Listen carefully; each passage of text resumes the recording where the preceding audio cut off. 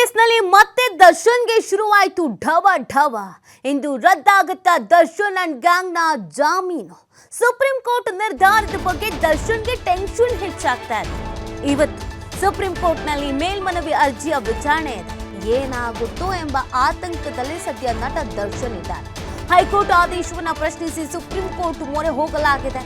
ಈ ಕೃತ್ಯದಲ್ಲಿ ನೇರವಾಗಿ ಭಾಗಿಯಾದವರ ಜಾಮೀನು ರದ್ದಿಗೆ ಮನವಿಯನ್ನ ಸಲ್ಲಿಕೆ ಮಾಡಲಾಗಿದೆ.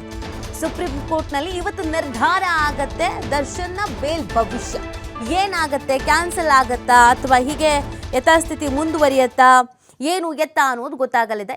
ಸಹಜವಾಗಿ ಒಂದು ಟೆನ್ಷನ್ ಅಂತೂ ಇದ್ದೇ ಇರುತ್ತೆ. ಬೇಲ್ ಏನಾದರೂ ಕ್ಯಾನ್ಸಲ್ ಆಗಿಬಿಟ್ರೆ ಏನು ಮಾಡೋದು ಅಂತ.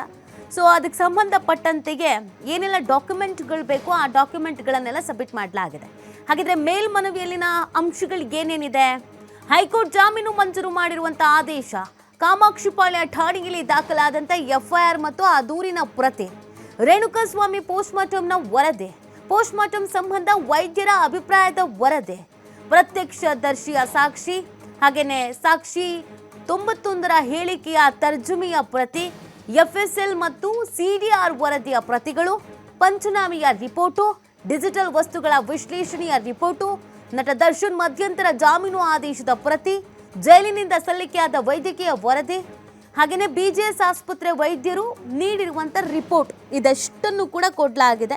ಇವತ್ತು ಏನು ಬೆಳವಣಿಗೆ ಆಗುತ್ತೆ ಅನ್ನುವಂಥದ್ದು ಸಹಜವಾಗಿ ಒಂದು ಪ್ರಶ್ನೆ ಇದೆ. ದರ್ಶನಿಗೆ ಬೇಲ್ ಕ್ಯಾನ್ಸಲ್ ಆಗಿಬಿಡುತ್ತಾ ಅಥವಾ ಬೇಲ್ ಹಾಗೆ ಮುಂದುವರಿಯುತ್ತಾ, ಏನಾಗುತ್ತೆ, ಇದಕ್ಕೆ ಸಂಬಂಧಪಟ್ಟಂತೆ ವಾದ ಮತ್ತು ಪ್ರತಿವಾದ ಯಾವ ರೀತಿ ಆಗಿರುತ್ತೆ ಅಂತ ಢವ ಢವ ಶುರು ಆಗಿದೆ. ಬೇಲ್ ಮೇಲೆ ಹೊರಗಡೆ ಇರೋರಿಗೆಲ್ಲ ಕ್ಯಾನ್ಸಲ್ ಆಗಿಬಿಟ್ರೆ ಅನ್ನುವಂಥ ಒಂದು ಟೆನ್ಷನ್.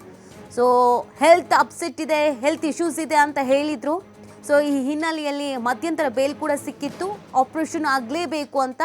ಬಟ್ ಆಪ್ರೇಷನ್ನೂ ಆಗಿಲ್ಲ. ಸೊ ರೆಗ್ಯುಲರ್ ಬೇಲು ಕೂಡ ಸಿಕ್ಕಿದೆ.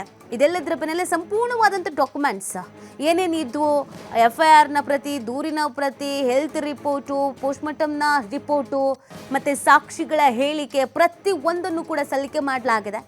ನೇರವಾಗಿ ಇವರ ಇನ್ವಾಲ್ವ್ಮೆಂಟ್ ಇರುವಂಥ ಕಾರಣಕ್ಕೆ ಈ ಬೇಲ್ ಕ್ಯಾನ್ಸಲ್ ಆಗಬೇಕು ಅಂತ ಮೇಲ್ಮನವಿ ಸಲ್ಲಿಕೆ ಆಗಿದೆ.